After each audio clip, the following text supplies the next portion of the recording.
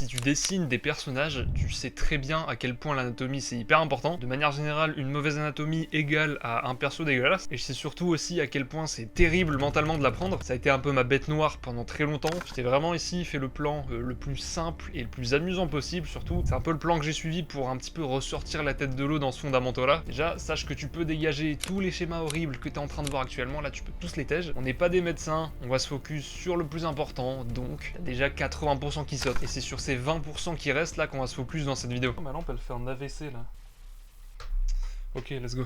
Alors déjà, avant toute chose, je vais faire un petit topo de ce qui est vraiment important en termes de muscles, où et comment il faut les placer. Je vais essayer de splitter ça en deux parties, donc tu auras le haut du corps et le bas du corps. Ça va te servir un petit peu de base pour le reste de la vidéo, donc enregistre bien tout ça. Bon, déjà en premier lieu, j'ai placé, comme tu peux le constater, la tête, la colonne vertébrale et la cage thoracique. Ça va être un peu nos points de repère pour construire tout le reste par-dessus. Alors déjà, le premier truc qu'on va placer, ça va être les clavicules. Les clavicules, c'est les os ici, là, sur le haut du corps. Ces os, ils partent du milieu de la cage thoracique comme ça, et ils remontent juste là. C'est une forme d'éclair un peu comme ça, tu vois. Et au bout de ces clavicules, on va placer un repère qui est hyper important. Alors, j'ai pas le nom technique, mais je vais appeler ça un repère d'os. C'est une espèce de petite boule qui est juste ici, comme ça, de chaque côté. Ce repère, garde-le en tête parce qu'il va vraiment permettre d'accrocher une grosse partie des muscles, du moins des muscles les plus importants. Alors déjà, dans un premier temps, on va accrocher les muscles du cou. Donc, c'est des muscles qui vont partir d'ici et qui vont remonter en dessous des oreilles. Ensuite, juste après, on va avoir les trapèzes. Donc, les trapèzes, ils vont partir d'ici, un petit peu en dessous des oreilles, et ils vont venir s'accrocher au fameux point de repère en forme de boule là, et ça des deux côtés. Et une fois qu'on a ça, on va pouvoir du coup dans la continuité un petit peu de ça, placer les épaules. Donc on peut tracer nos épaules qui sont accrochées aussi en partie sur les clavicules juste ici. On peut les repérer comme ça. Et maintenant qu'on a tout ça, on va pouvoir placer les pecs, les fameux. Alors les pecs, ils vont s'accrocher ici au milieu de la ligne des côtes là comme ça, et ils vont avoir leur deuxième point d'accroche sous l'épaule, juste ici. Les pecs, ils sont vraiment en termes d'os, ils sont vraiment accrochés juste ici, un petit peu en dessous de l'épaule. Donc c'est pour ça qu'on les voit pointer ici à chaque fois. Maintenant que les épaules c'est fait, on va pouvoir placer les abdos. Donc c'est un peu dans la continuité, donc ils sont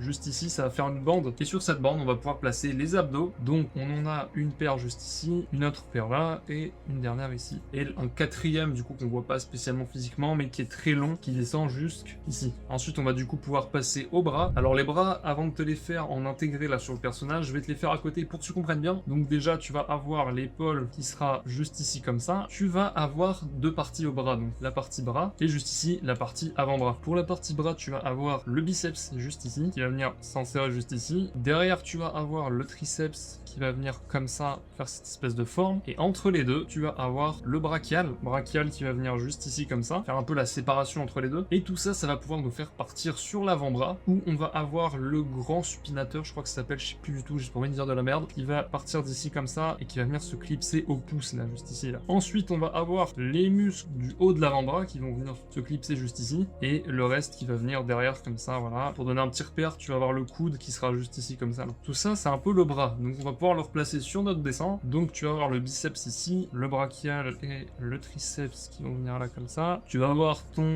grand supinateur qui va venir se foutre là comme ça et qui va venir relier le pouce. Tu vas avoir ces muscles qu'on a vu juste ici là en forme de triangle qui vont venir rejoindre le poignet. Maintenant que tu as ça, je vais faire rapidement le deuxième. Je vais rajouter vite fait la main aussi. Et maintenant que c'est good, il va nous rester du coup toute cette partie là à combler là. Et ça va être un petit peu plus difficile en vrai. En tout cas, c'est là où je vois le plus d'erreurs à chaque fois. Déjà pour cette partie, en premier lieu, on va avoir du coup les dentelés. D'ailleurs, j'avoue, reprenez-moi dans les commentaires si je dis des conneries au cas où, parce que j'avoue que j'ai pas tous les noms. Les dentelés, ils sont juste ici comme ça. C'est ce qu'on voit quand les bodybuilders ils lèvent les bras en général sur les côtés. Ici, au-dessus des dentelés, on va avoir le grand dorsal. C'est la couche qui est juste ici là. C'est un début du dos qu'on va commencer à voir sur certains profils. Pour la vue de dos, on peut replacer du coup les deux clavicules et la cage thoracique. Ça peut vraiment être ton point de repère à chaque fois si tu veux te repérer. Et on va venir replacer les deux petits repères osseux que je t'avais montré juste avant, parce que même de dos, ils vont être très utiles. Alors déjà, dans un premier temps, on va placer les trapèzes. Comme sur la vue de face, ils vont venir s'accrocher de la même manière, sauf que cette fois-ci, ils vont descendre jusque là. Ils vont descendre en faisant cette espèce de forme un peu bizarre. Ensuite, on va avoir les épaules qui vont venir suivre notre repère juste ici et qui vont venir plonger en bas comme ça. Maintenant que les épaules c'est fait, on va pouvoir placer un autre muscle qui se situe dans ce triangle juste ici là comme ça. Et dedans, on va pouvoir placer les muscles sous-épineux. Donc il y en a deux grands et un petit au milieu. Donc ça se place comme comme ça. Et là, on va enfin pouvoir passer à un des muscles, si c'est pas le muscle le plus important du dos, donc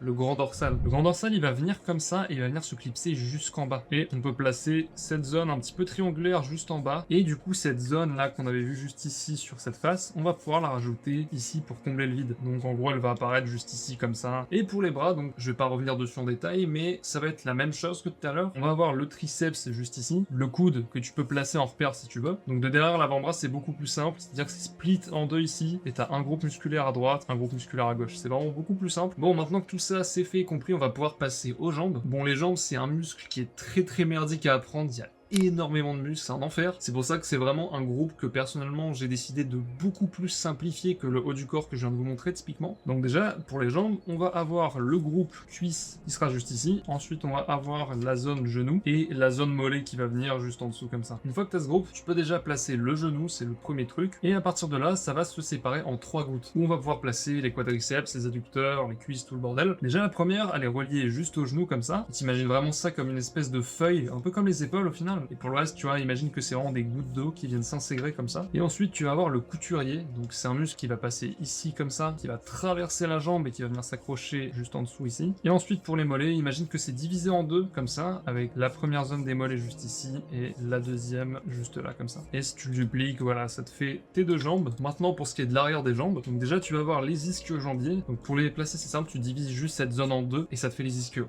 Tu vas avoir l'arrière des genoux ici et tu vas pouvoir placer les mollets, du coup, qui seront pareil, tu divises en deux et tu sépares ça en deux faisceaux différents. Et voilà, c'est aussi simple que ça. Tu disais, j'ai vraiment simplifié le plus possible les jambes parce que ça me faisait vraiment chier. Bref, maintenant que c'est fait et que t'as compris à peu près comment tout s'emboîter entre eux, on va pouvoir passer à la suite. Alors tous les muscles que je t'ai présentés là, cette espèce d'assemblage de Lego, c'est bien pour comprendre, mais en vrai c'est pas le plus optimal. C'est pour ça que maintenant on va enfermer tout ce bordel dans des groupes. Pour les structures en général, ce que je fais, c'est que toujours, voilà, je place ma tête. La tête en général, je fais un cube pour les hommes comme ça, tu vois, et un rond un petit peu plus affiné pour les femmes. Donc pour le coup, c'est très simple, c'est juste un cylindre. Tu peux placer toujours tes repères là de clavicule juste ici, parce que ça, peu importe l'exo, en vrai, je trouve que ces repères ils sont hyper importants. Et tu vas pouvoir placer le haut de la cage thoracique juste ici comme ça, en forme un peu de triangle, tu vois. Je fais toujours à peu près cette forme là. Ensuite, tu peux placer la ligne du bassin juste ici, et tu peux tout relier au bassin juste comme ça. C'est aussi simple que ça. Je fais vraiment cette forme de triangle juste ici, et le reste je relie au bassin. Ensuite, pour les bras, c'est pareil. En fait, je rentre tout dans un groupe qui a à peu près la forme d'un bras, mais sans les muscles. Donc c'est-à-dire que je trace rapidement la silhouette du bras, mais je place pas du tout les muscles à l'intérieur. Pour le bassin, je fais toujours cette forme de triangle juste ici comme ça. Et pour les jambes, c'est le même système, toujours ces espèces de cylindres. Tu vois, vraiment, imagine cette forme pour les jambes, avec une partie un petit peu plus grande juste ici. Et pour les mollets, c'est exactement la même. C'est toujours de faire des formes qui se rapprochent de la forme du muscle, mais sans les muscles à l'intérieur. Les formes les plus simplifiées possibles. Et ça, c'est tout ce que tu as besoin pour construire ta figure de base. Et puis à l'intérieur de ça, là, tu pourras mettre tes muscles. Mais essaye de vraiment jouer sur ce côté trompe-l'œil, faire des formes qui, en apparence, en termes de structure, ressemblent à peu près aux muscles pour pouvoir te repérer plus facilement. Bon, là on commence à être plutôt pas mal, on a la structure, on a les muscles dans cette structure. Maintenant, il n'y a plus qu'à donner un petit peu vie à tout ça. Pour cette prochaine partie, on va pouvoir parler un petit peu des écorchés. Donc les écorchés, je sais que j'en ai déjà parlé pas mal de fois, mais là je vais vraiment essayer de rentrer dans les détails ici. C'est une vidéo sur l'anatomie, donc je préfère me focus sur ça vraiment aujourd'hui. Alors déjà pour cet exo, je te conseille de taper écorché référence sur Pinterest. Normalement tu vas pouvoir trouver tout ce qu'il te faut, c'est de valeur sûre. Et à partir du moment où tu as trouvé une bonne pose à faire, tu vas respecter le processus suivant. Placer la structure selon la pose de ta ref, et dans cette structure, placer tous les muscles que je t'ai cités précédemment dans la bonne position. Parce que là, on était statique depuis le début de la vidéo pour les démos, là il y a le facteur mouvement qui va rentrer en compte. Et qu'est-ce que ça va changer? Eh bien tu vas avoir des muscles qui vont s'étirer, d'autres qui vont se tordre, d'autres qui vont se compresser, et c'est là que ça va du coup devenir un petit peu plus compliqué. Encore une fois, très important dans cet exercice, essaye de ne jamais être dans le flou. Si t'as une bosse à un endroit dans le corps, une espèce de volume que tu comprends pas spécialement, te dis pas juste ok je la dessine et puis on verra plus tard, c'est pas grave. C'est-à-dire du déni, essaye de vraiment aller chercher d'autres refs où tu vois dans d'autres angles la pose que t'as là, ou d'autres poses différentes pour vraiment comprendre à quoi il correspond ce muscle. C'est vraiment hyper important de toujours quasiment tout comprendre à 100% pour que plus tard, quand tu auras pris beaucoup plus d'XP, tu puisses quasiment tout refaire de tête. Et pareil, un autre conseil que je peux te donner pour les écorchés, je sais qu'on a tous plus ou moins des difficultés différentes. Dans mon cas, ça a été le dos et les jambes qui étaient une catastrophe à retenir. Donc si tu bloques toujours sur les mêmes groupes, ça peut être le dos, les jambes, le bras, peu importe, si c'est toujours les mêmes groupes de muscles qui bloquent pendant que tu fais de l'anatomie, ce que tu peux faire dans ces cas-là, c'est faire des sessions où tu focuses le muscle et tu le redessines dans tous les angles possibles et imaginables. Plus tu vas dessiner les muscles dans tous les angles, plus ton cerveau il va les enregistrer facilement. À force, tu as une espèce de visualisation un peu 3D dans ta tête du groupe musculaire en question, et donc tout ça, ça va te permettre d'être beaucoup plus à l'aise par la suite pour construire des poses. Et le dernier conseil, essaye de vraiment varier les écorchés. Une erreur que je vois souvent dans vos suivis, c'est que vous prenez toujours des gens hyper stock, des gens bien pump.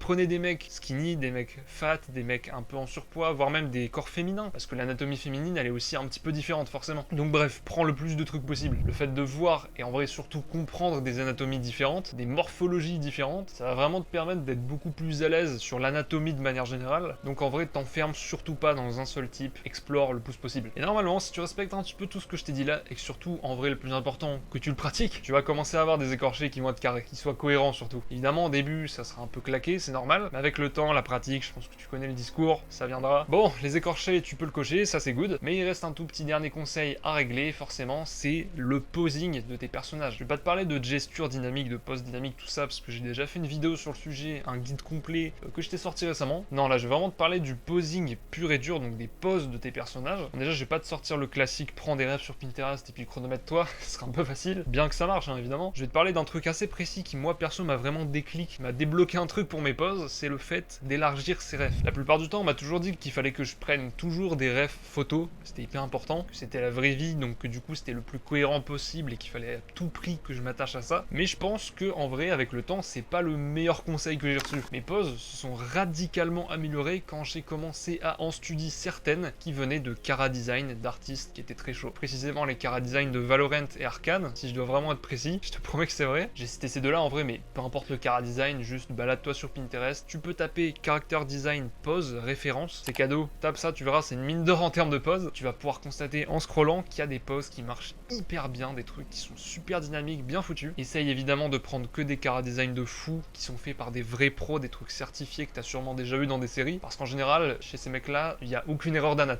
Sinon, ça sera un peu des fraudes en vrai. Le problème en fait avec la vraie vie, c'est qu'on est très limité physiquement quand même. On n'a pas tous des souplesses de fou. Du coup, forcément, quand on fait des poses, on est moins dynamique. Donc, t'inspirer de pseudo-rêves dynamiques créés et dynamisés par des artistes, en vrai, ça va te débloquer, je trouve, beaucoup plus de choses que simplement studier la vraie vie. Évidemment, je mets un gros disclaimer, attention, continue à fond de studier des rêves de la vraie vie, des vraies poses. C'est hyper important. C'est même en vrai ce que tu dois faire en majorité. Mais quand même, garde une petite place dans ces poses, dans ces studies, dans tes routines, pour faire tout ce que je t'ai cité précédemment. Je dis pas que ce conseil il est révolutionnaire, forcément, mais par contre il a super bien marché sur moi. Encore une fois, je mets un disclaimer, je suis pas prof du tout, je te donne juste ce qui m'a aidé, c'est tout. Bon, pour le dernier pilier de la vidéo, je vais te révéler en direct live ma routine, un petit peu la routine quotidienne, ce que je fais la majorité de mon temps de dessin dans la journée. D'ailleurs, je peux te montrer actuellement, si tu veux, à l'écran, une planche d'entraînement que j'ai faite juste hier. Ça m'a pris à peu près 3h30, 4h dans ces eaux-là. Ce genre de truc, évidemment, ça me prend 3-4 heures, je vais pas le taper tous les jours, mais je le fais quand même 3-4 jours sur 7, tu vois, ça reste beaucoup. Et ça, ces planches-là, elles me permettent vraiment d'appliquer littéralement tout ce que je t'ai dit dans la vidéo. Ça m'a toujours fait chier, tu sais, les routines de 2 heures d'anat, 1 heure de gesture, 1 heure de portrait, toutes ces conneries. Ces trucs-là, bien que ça marche hyper bien chez certaines personnes, hein, je dis pas le contraire, personnellement, ça m'a dégoûté du dessin. Alors le compromis que t'es en train de voir là actuellement, c'est le meilleur truc que j'ai trouvé pour le coup. En général, pour faire ce que tu vois actuellement à l'écran, juste, je me balade sur Pinterest et puis je trouve des poses qui sont stylées. Et dès que je suis inspiré, que j'ai une idée, je fonce direct en dessin et puis j'applique toutes les étapes que j'ai dit, la structure, l'anatomie, tout le bordel. Encore une fois, ce système marche super bien pour moi. Peut-être que de ton côté, tu marcheras sûrement très bien avec des routines un peu plus militaires cadrées, mais vu le niveau que j'ai pris quand j'ai commencé à implémenter ce que tu vois actuellement, je pense que ça pourrait pour le coup vraiment t'aider. De toute façon, le gros guide anatomie viendra avec l'académie, évidemment, j'en parle toujours, je fais chier, je sais, mais on s'approche du but là, très sincèrement, ça commence à voir le jour, et il y aura un gros module anatomie, tout ça, donc là je rentrerai plus en détail ici. Mais enfin bref, j'espère que cette petite vidéo t'a plu, encore une fois, n'hésite pas à soutenir la chaîne, ça fait toujours plaisir. J'ai ma newsletter dans la description si tu veux aller checker ça, il y a des mails de temps en temps, donc c'est cool. Et sur ce, je te dis à la prochaine,